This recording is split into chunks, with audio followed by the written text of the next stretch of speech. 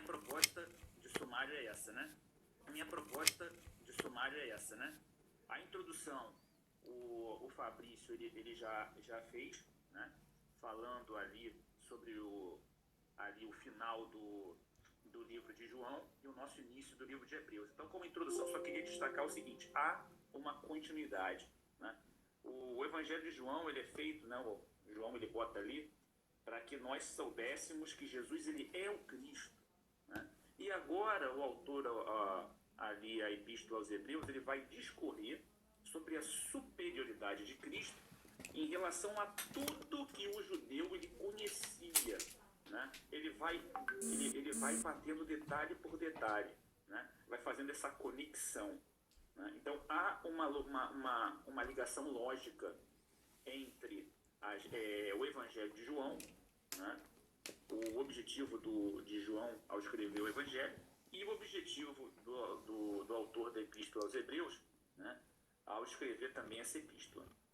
Como desenvolvimento, eu coloquei duas ideias aqui, né? A primeira são os principais elementos da Epístola aos Hebreus. Tá? A gente vai bater um monte de coisa, né? Autoria, data, destinatários, um monte de coisa que a gente vai bater. E, por fim, um sobrevoo geral. Então, o que é um sobrevoo geral? Eu vou apresentar uma proposta de divisão, né? Dos capítulos, né? De forma que a gente consiga entender, de uma maneira lógica, as principais ideias abordadas em cada fase dessa epístola. A palavra sobrevoo, ela é exatamente isso, né?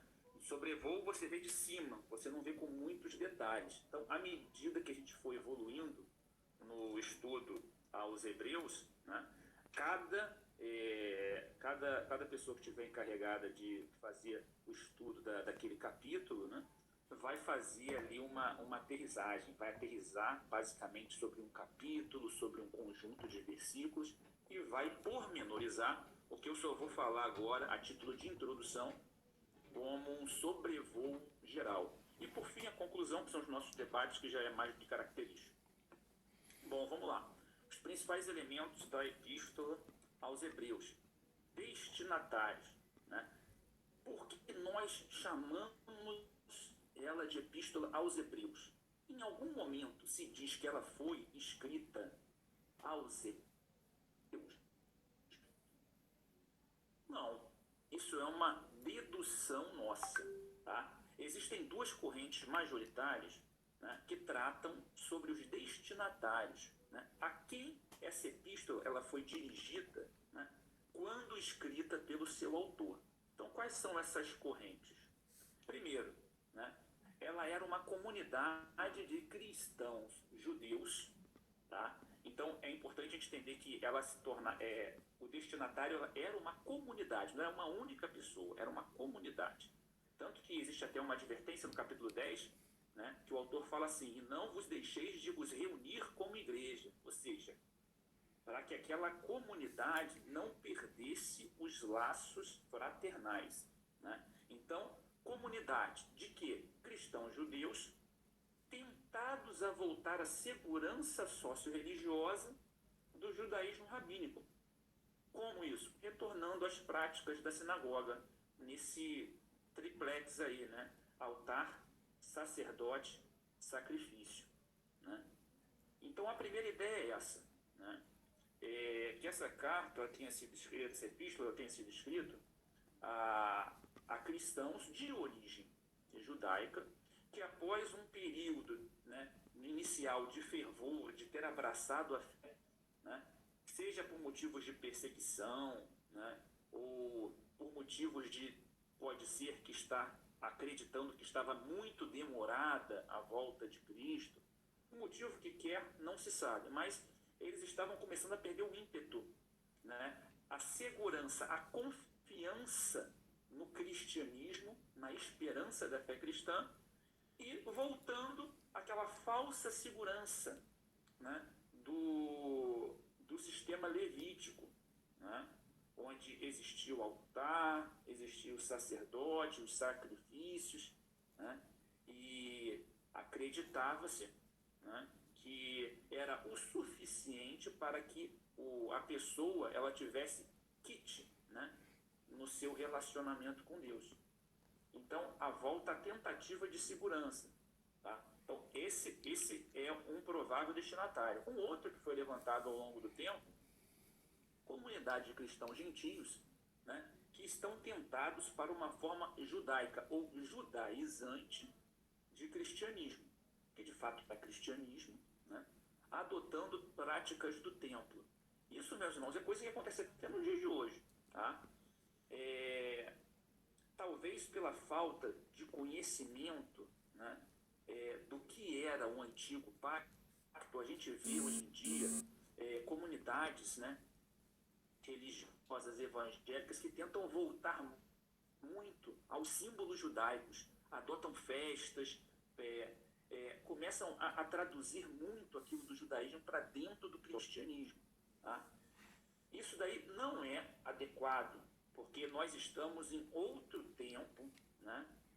E a nossa aliança ela é feita de uma outra maneira. O autor ao Hebreus ele vai falar isso daí ao longo dos capítulos. Tá? Então, isso é uma possibilidade. Tá? Que sejam cristãos gentios que, por ter contato com judeus, né, estejam achando que só Cristo não é suficiente, precisa ter mais. Eu preciso seguir outras coisas. Só Cristo não dá, é muito pouco. Me dá muito pouca segurança. Então, eu vou seguir a Cristo, mas vou me circuncidar. Eu vou seguir a Cristo, mas vou fazer isso. Eu vou seguir a Cristo, né, mas vou guardar o sábado. Eu vou seguir a Cristo, né, mas vou participar das festas judaicas. Né? Eles já começaram, né, a ter isso daí.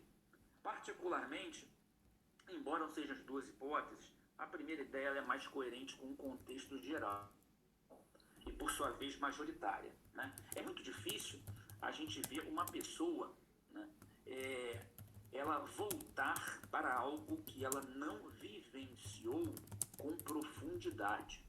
Né? Então, se eram cristãos gentios, eles nunca tiveram na sua vida, né, o conhecimento das escrituras hebraicas e não vivenciaram a prática do templo.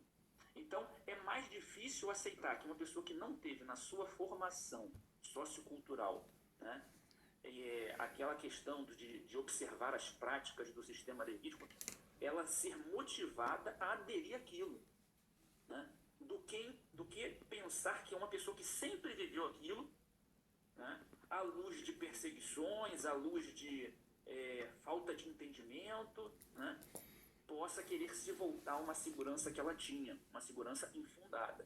Tá? Então, a primeira ideia ela é muito mais coerente e, por sua vez, ela é majoritária. A gente, ao longo do estudo de Hebreus, a gente vai ver que a gente vai cada vez mais se aproximar dessa ideia.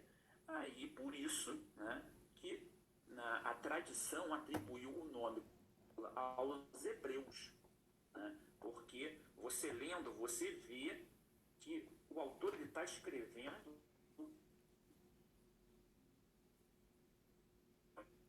pessoa que tem profundo conhecimento das práticas razoáveis. Não, tinha um profundo conhecimento. Vamos lá, o contexto. O que o contexto fala sobre essa comunidade?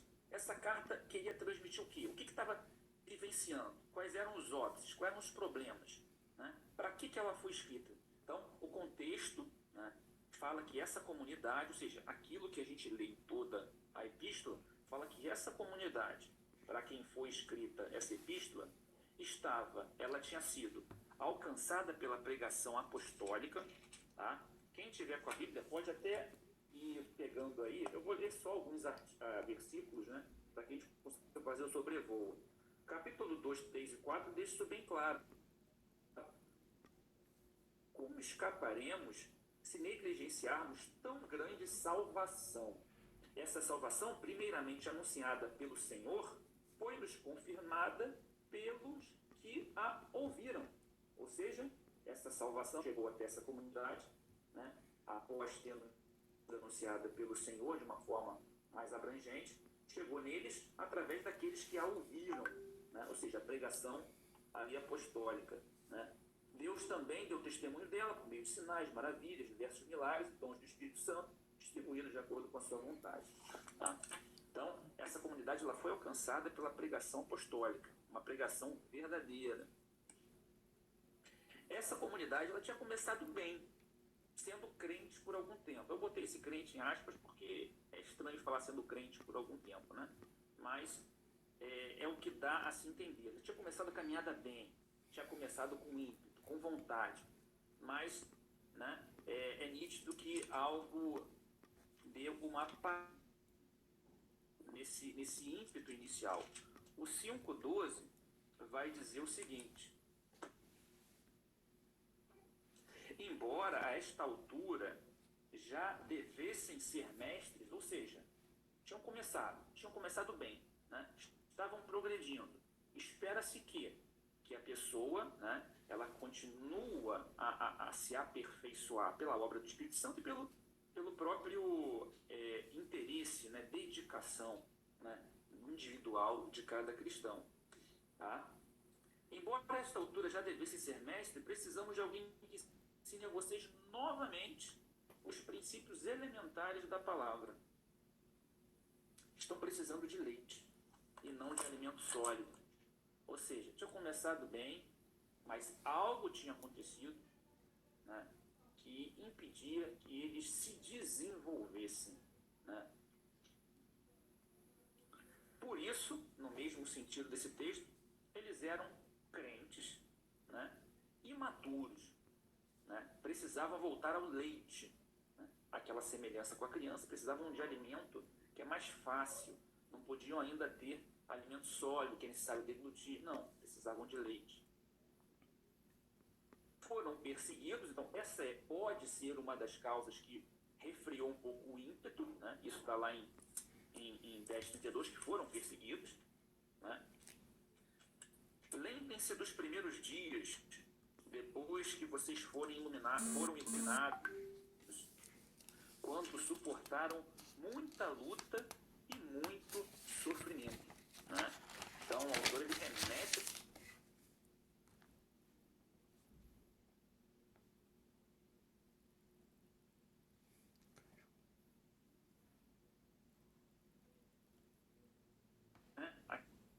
aquela esperança bem forte, tão forte que vocês suportaram sofrimento, assim. Mas acredita-se, né, que no momento em que o autor está escrevendo, essa perseguição tinha dado uma aliviada, né? Aí a gente tem alguns, deixa eu pegar aqui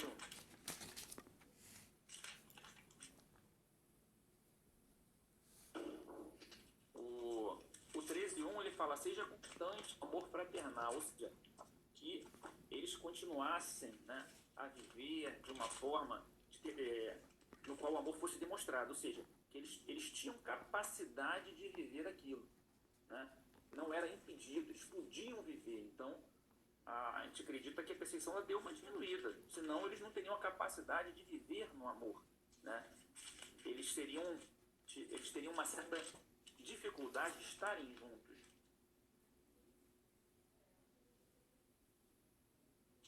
Né? O 6:1 ele também vai entrar nisso daí. Portanto, deixemos os ensinos elementares a respeito de Cristo e avancemos para a maturidade, sem lançar novamente o fundamento de arrependimento de atos que conduzem à morte, né, da fé em Deus. Então, provavelmente essa perseguição ela tinha aliviado, porque o autor ele está sempre aconselhando, né, que houvesse ali o avançar, né, que eles continuassem o estudo da doutrina, a reunião, a crescer na fé. Tá? Então, esses textos levam a crer que aquela perseguição, que durante a perseguição, obviamente, as pessoas elas estão, na verdade, lutando pela sua própria vida. Quem é perseguido não tem capacidade, muitas das vezes, de parar e estudar, de parar e refletir. Ela vai estar preocupada, né, que nem foi a igreja, né, ao longo do primeiro e segundo século, a igreja em geral, né, a igreja histórica. A gente vê que nos períodos que a igreja era mais perseguida, né, não foi o período onde surgiu os maiores, na verdade, os avanços ali na parte de consolidação do credo, consolidação do cânon. Não, por quê? Porque as pessoas estavam preocupadas, né, em se manter firme naquilo que é o básico, na fé em Jesus Cristo. E estavam caminhando para a apostasia, né? Por isso a necessidade de advertência, né? Então eles estavam... É um caminho lógico, né? Começou bem, não se desenvolveu, ou seja, ficou imaturo, né? Aí começa a ser perseguido por causa da fé, né? Então isso vai começando, é um caminho meio que lógico. Não, então é melhor a gente dar uma aliviada. O judaísmo nos trazia segurança, agora a gente está sendo só perseguido pelo nosso próprio povo, que também depois, né, foi perseguido por Roma. Então Hebreus 6, 11 vai dizer isso daí, ó. Queremos que cada um de vocês mostre essa mesma prontidão até o fim, para que não se tornem negligentes, mas imitem aqueles que por meio da fé e da paciência recebem a herança prometida, né? Então o autor ele se vê ali com a necessidade de estimular que eles continuem com a mesma prontidão, que eles perseverem, né? Que eles não se tornem negligentes.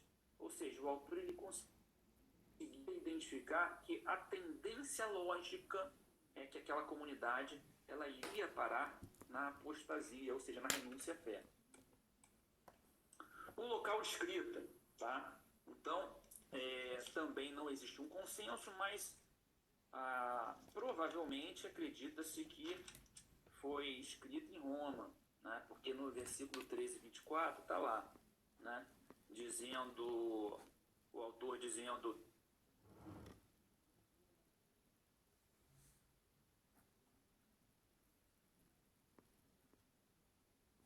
porque o autor ele poderia, por exemplo, estar em Jerusalém com companheiros romanos do seu lado, né? Roma era a capital do império, tinha com certeza muita gente de Roma, soldados, tinha muita gente de Roma em todos os lugares, né? Então ele poderia estar em Jerusalém, mandando essa carta aos hebreus, dizendo, ó, o pessoal de Roma que está aqui comigo, né, que está aqui em Jerusalém, né, também mandam saudações. Então não é conclusivo, né? Embora seja um indício que essa carta ela tenha sido escrita em Roma. Outras possibilidades são Jerusalém e Alexandria, né? Pelo momento, né, do cristianismo, onde eram dois pontos ali que a gente sabe, né, que estavam se tornando pontos assim expansores da fé cristã. Data, tá? Imediatamente antes de 70, né? Tem muitos autores que falam entre 65 e 70 depois de Cristo. Por que nós chegamos a essa ideia? Bom, porque as frases que se referiam, quando o autor vai discorrendo o texto, né, ao sistema sacrificial, ao templo ou ao altar, elas são no tempo presente. Ou seja, parece que aquilo está acontecendo, que os sacrifícios ainda estão acontecendo, que o templo ele ainda existe, ele ainda está de pé, né? Que os sacerdotes ainda estão fazendo o seu trabalho, né? Então a gente tem alguns versículos aqui, ó. Vamos lá, o 13:10. Nós temos um altar do qual não tem direito de comer os que ministram, ou seja, presentes, os que ministram no tabernáculo, tá? A gente tem também o 10:11. Dia após dia, todo sacerdote apresenta-se e exerce os seus deveres religiosos, tá? Repetidamente oferece os mesmos sacrifícios que nunca podem remover os pecados, tá? Então observem que o autor, ele quando vai fazendo a comparação, isso a gente vai ver no sobrevoo, né? A comparação, né, entre o sacerdócio de Cristo e o sacerdócio ali do Levítico, né? Ele se refere ao sacerdócio levítico, ao sistema sacrificial, como algo que ainda acontecesse, tá? E tendo em vista isso, nós sabemos que o general Tito ele invadiu e Jerusalém foi destruída por volta de 70, né? A gente não pode, a gente conclui-se que, ou deduz-se que, ou infere-se que, tá? Que não pode ter sido depois de 70. Um outro argumento forte é isso. O autor está querendo colocar em evidência a superioridade do sacerdócio de Cristo em relação ao sacerdócio ali levítico, arônico, né? Se o templo não existisse mais, ele teria feito nesse trabalho dele alguma referência, né? Desistam porque vocês veem que nem existe mais, que não continuou, né? Ele teria utilizado desse artigo, já que a ideia dele era combater, né, o sistema, né, sacrificial, porque Cristo é o fim, né, de todo o sistema sacrificial. Então ele queria combater isso. Se o templo tivesse sido destruído, ele teria usado esse argumento para desenvolver a sua ideia, né? Então a gente conclui ali que foi antes de 70, imediatamente antes de 70 depois de Cristo, né? A gente sabe que antes de 70, os cristãos em geral já estavam vivendo um problema muito grande, né? Que era estar começando a se desanimar, achando que a volta de Cristo estava demorando muito. Tanto que uma das primeiras cartas de Paulo escrita foi aos Tessalonicenses, e essa era a razão, né?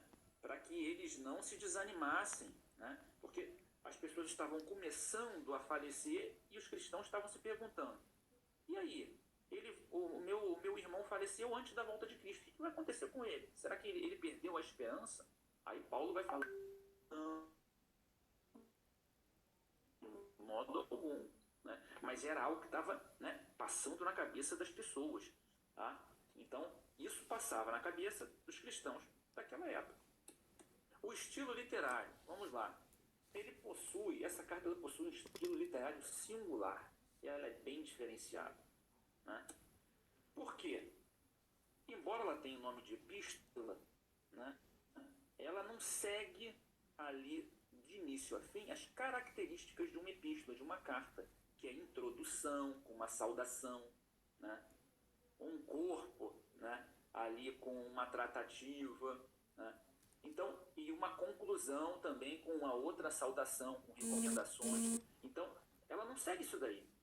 O que a gente vê? Ela inicia-se como um tratado. O autor ele começa a abordar um tema, né, dizendo como é que era a revelação, como a revelação evoluiu.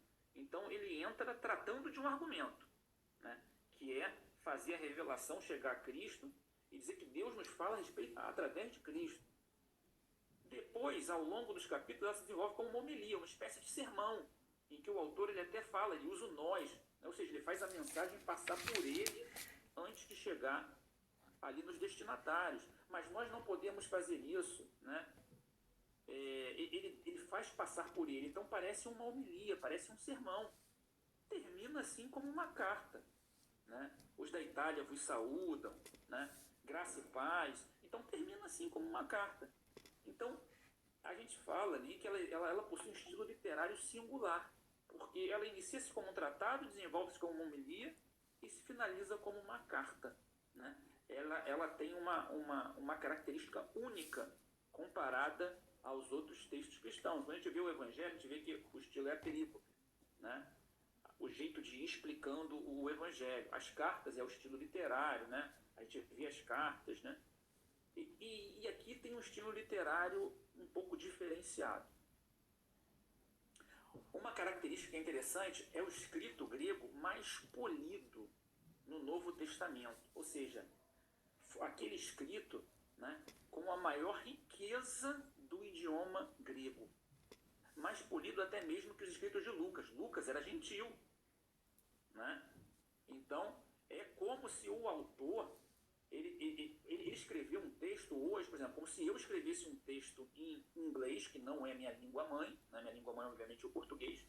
Eu escrevesse um texto em inglês mais polido do que alguém que é norte-americano ou alguém que é inglês, né? Então é algo, né, assim, a se considerar na nossa ideia número 6, quando a gente vai falar sobre o autor, né? Quem escreveu, ele escreveu o grego mais polido. Ele dominava de uma forma, né, muito forte. Talvez, né, fosse a primeira língua, né, mas tinha um domínio muito grande, a ponto de ter o escrito do inglês do grego mais polido que Lucas. Né? E uma outra característica desse estilo literário é que possui recursos estilísticos amplamente empregados no Antigo Testamento. Tá? Como é o caso, eu citei dois aqui, as quiasmas e as paranomásias. Né? Quiasma é uma estrutura do autor, ele repetindo ideias. Então ele fala uma ideia A, uma ideia B, uma ideia C, depois ele volta, né, reforçando a ideia C, a ideia B, a ideia A.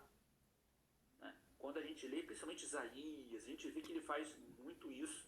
Né? Mas sempre isso que está repetido? Sim, está repetido, mas é para reforçar um recurso estilístico.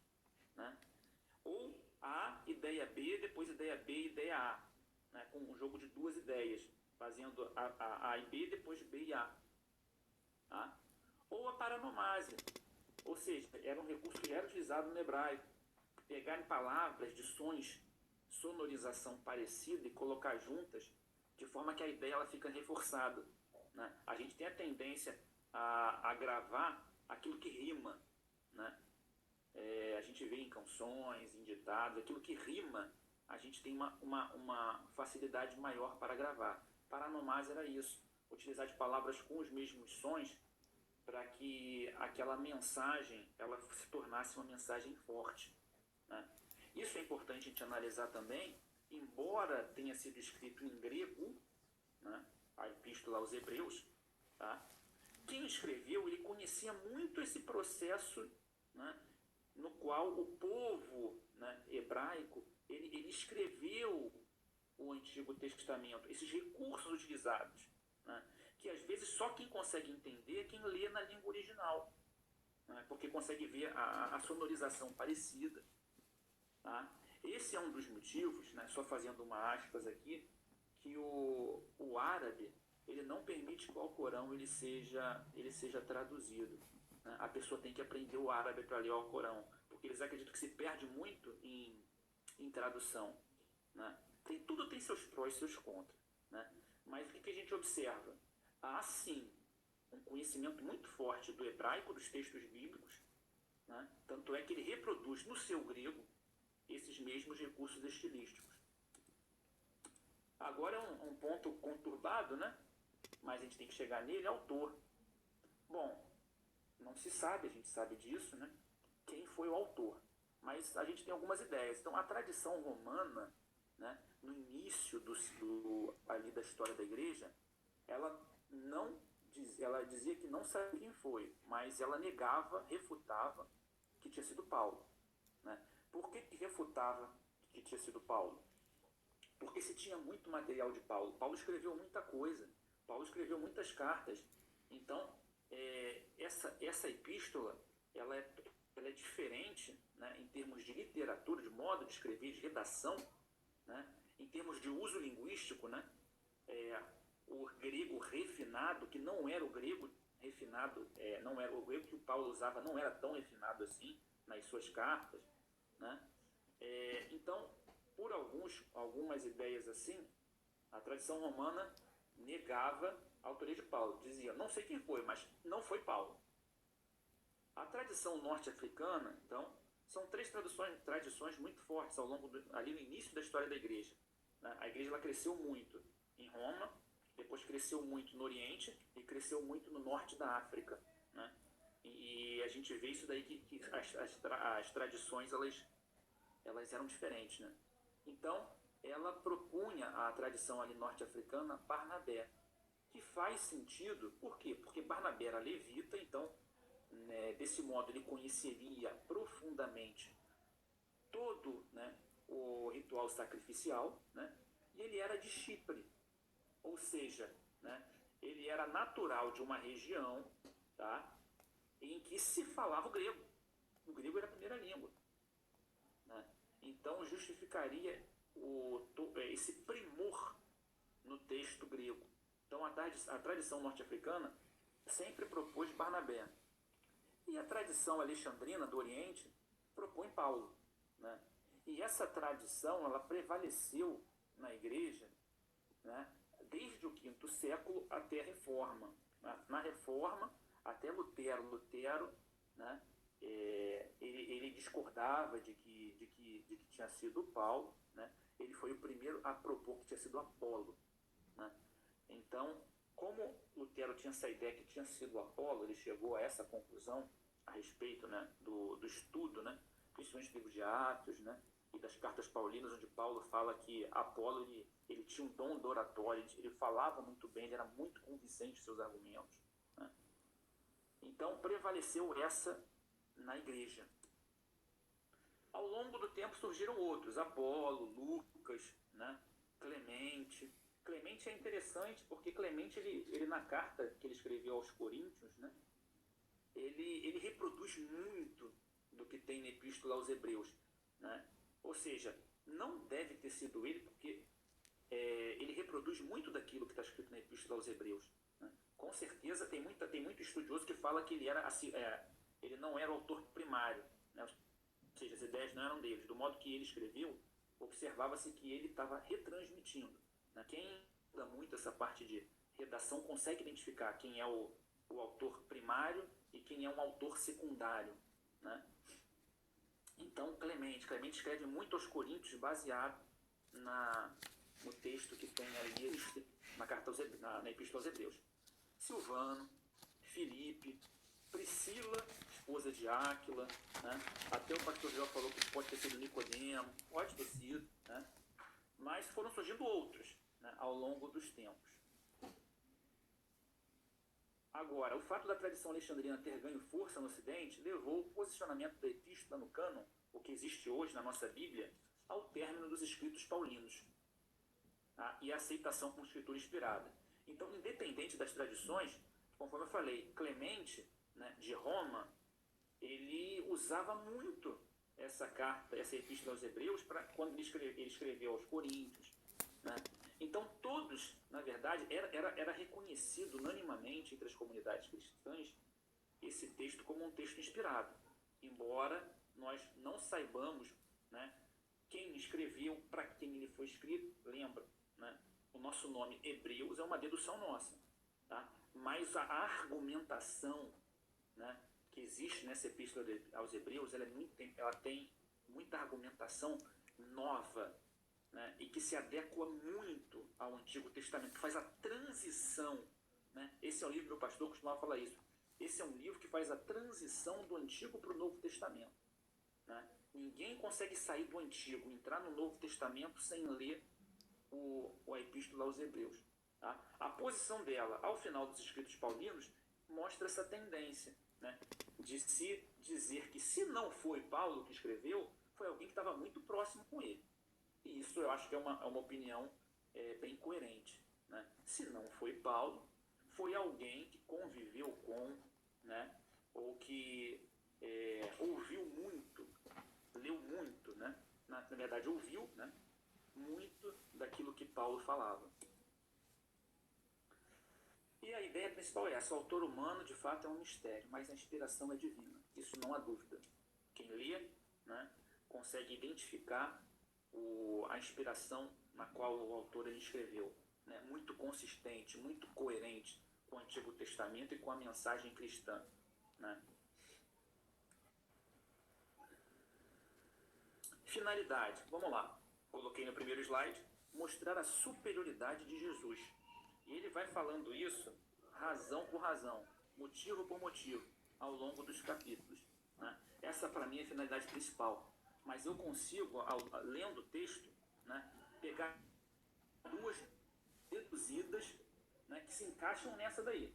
Mostra-se a superioridade de Jesus e, mostrando a superioridade de Jesus, se adverte a apostasia, os perigos da apostasia, né? Tem um texto que fala, né, que se a gente, depois de ter crido, a gente renega a fé, né? É um texto que é melhor deixar para quando se for estudar esse texto, se falar dele, né? Que já não há mais esperança, né? Agora, advertir contra o perigo da apostasia, e garantir o absolutismo da fé cristã. Ou seja, a fé cristã, ela não pode ser misturada com nada, nem com elementos do Antigo Testamento, nem com aquilo que vai surgir do homem, nem com a filosofia, né? Nem com qualquer outra coisa que o homem possa inventar. A fé cristã, ela é cristocêntrica, ela tem que estar fundada em Cristo, né? E é absoluta, ela não se mistura com nada, né? Então, essas duas deduzidas ficam juntas da superioridade de Jesus. Mostrando a superioridade de Jesus, ele adverte contra a apostasia e ele garante o absolutismo da fé cristã. A palavra de destaque, né, é o melhor, em grego é o kreiton, né? Porque sempre o autor vai falar que Jesus Cristo, né, ele é melhor, né, do que o sacrifício de Jesus foi melhor, mais perfeito, superior, né? Ele vai colocando que tudo que Jesus fez foi melhor do que Moisés, foi melhor do que Josué, foi melhor do que tudo, né? Ou seja, tudo antes era uma sombra que apontava para Cristo, porque ele é a plena realização do plano de Deus. E essa palavra, ela se repete argumento por argumento, ao comparar os pilares da fé cristã com o regime levítico. Então, comparar qualquer coisa com Cristo, se tem a conclusão que a vida, obra, sacrifício, né, de Cristo foi melhor do que qualquer outra coisa que já existia, que já tinha sido anunciado anteriormente. E o sobrevoo geral, para a gente finalizar, né, como que de cima a gente consegue, é uma proposta, tá? A gente consegue observar o conjunto do conteúdo. Primeira parte, né, o autor ele deixa claramente que ele quer falar sobre a superioridade de Cristo. Superioridade em relação aos profetas. Então ele fala que antigamente Deus falou, né, através dos profetas, hoje ele nos tem falado, ou seja, já é um tempo atual, nos tem falado através de Jesus Cristo, né? Então Cristo é superior àquilo que foi falado no passado. Ele é superior em relação aos anjos, isso no capítulo 1 ele vai falando isso daí, né? E é interessante porque o povo judeu, ele tinha uma visão assim do anjo como se fosse algo assim, né, muito alto, né? Então os anjos eram, a palavra anjo, né, tanto no grego ângelos quanto no hebraico malak, né, a palavra malak quer dizer mensageiro, tanto que o anjo né, lê muitas vezes no Antigo Testamento, a gente acredita até ser uma aparição ali, né, de Jesus Cristo, né, uma teofania, né, no Antigo Testamento. Então eles acreditavam que o modo que Deus se falava, ele se revelava com as pessoas, eram com os anjos, né? Os anjos anunciaram isso, os anjos anunciavam aquilo, né? Então eles tinham assim, tanto até que a gente estudou em João, né, que a pessoa que aguardava ali junto ali à entrada da cidade, o tanque de Betesda, né, o paralítico, ele falava assim: como é que eu vou ser curado se o anjo vem e toca e ninguém me leva primeiro para ser curado, né? Ou seja, eles tinham essa visão que o anjo era o suprassumo do relacionamento com Deus. E aí o autor fala assim, ó, ele é superior aos anjos. O que você acha de anjo? Jesus é maior, né? Fala que ele é superior em relação a Moisés, que Moisés não conseguiu fazer nem com que o pessoal saísse do Egito e não pecasse. Aí fala sobre o dia da provocação, né? Moisés não conseguiu, tanto que seu trabalho foi continuado por Josué, né, que também não levou o povo, ele fala, né, ao descanso, ao verdadeiro descanso. Quem leva ao verdadeiro descanso é Cristo. Por isso ele é superior em relação a Josué. Ele é superior em relação a Moisés porque ele faz toda a transição, né, do período de escravidão. Jesus Cristo faz, ele te tira da escravidão do pecado e leva para o período de luz, né, do reino das trevas para o reino da luz de seu Filho. Então, em Cristo, tudo é melhor, tudo é maior e mais consistente. Então, essa primeira parte ela vai falar sobre a superioridade de Cristo. A segunda parte vai falar sobre a superioridade do sacerdócio de Cristo. Cristo, ele é sacerdote, sumo sacerdote e bispo de nossas almas, né? Então, o sacerdócio de Cristo é comparado com, né, o autor compara com a ordem de Melquisedeque. Por quê? Porque era muito difícil para o judeu aceitar um sacerdócio de alguém que vinha da tribo de Judá, porque isso não era previsto. Então, para abordar isso daí, foi feita a comparação com Melquisedeque, né? E aí a gente vê que o autor fala que é um sacerdócio real, ambos eram reis, Melquisedeque era rei de Salém, né? O sacerdócio de Cristo, ele é universal, tá? Da mesma forma que naquela época não existia, né? Melquisedeque se apresentou, se lembra? Abraão, ele pagou o dízimo. A gente está falando de Abraão, né? A gente não está falando sobre Israel, a gente não está falando sobre Jacó e seus filhos, foi antes. Então é uma ideia de que é universal. Sem genealogia humana, né? Melquisedeque não tinha nenhuma explicação de onde veio e quem veio depois dele, nada. Da mesma forma Cristo, né? Ele veio de Deus, né? Ele não deixou genealogia. Então ele vai falando e vai caracterizando, né? Ele é sem sucessor, porque ele é perfeito, o trabalho dele foi perfeito. O autor ele vai trabalhando a superioridade do sacerdócio de Cristo, né? E ele fala, Cristo é um sacerdote de uma superior aliança, por quê? Porque é baseado em superiores promessas, né? Olha, sempre vai ter o melhores promessas, superior. Ele é o sacerdócio de um mais perfeito, de um melhor tabernáculo, né? Ele entrou no santuário celeste de uma vez por todas, né? Para nos garantir o acesso a Deus, está lá no 9:12. Ele é o sacerdote de um superior sacrifício, né? E ele comparece agora por nós diante de Deus, está lá no 9:24, né? Ele ofereceu a si mesmo como um sacrifício melhor, mais perfeito. Então, ele como sacerdote, ele é melhor que qualquer outro sacerdote, né? Que já fizesse a interface, já tinha feito a interface entre o povo e Deus, né? Por causa dessas características. O sacrifício de Cristo é um sacrifício superior ao de carneiros, ovelhas, pombos e... Por quê? Porque ele é oferecido de uma vez por todas. Ele é eterno. Um único evento que tem consequências eternas, né? Então, o fim do sistema sacrificial da lei é Cristo.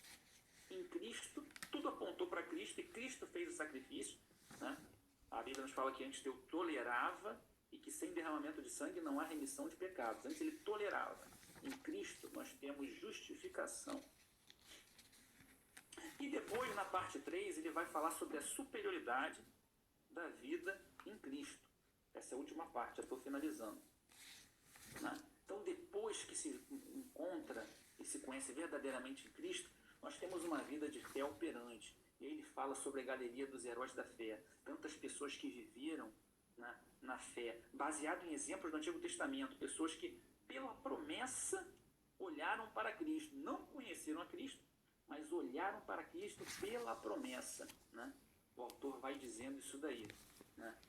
E essa é uma vida que nos leva, né? Uma vida em Cristo, uma vida que nos leva a uma fé operante, a fé que opera, que modifica, que molda o nosso jeito de agir.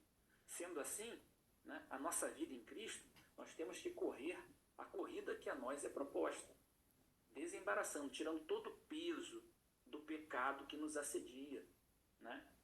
Como o autor vai falando? Primeiro, sendo perseverante, né? Como que a gente tem que correr nossa corrida proposta, né? Sendo perseverante, sabendo que as dificuldades e aflições elas existem, né?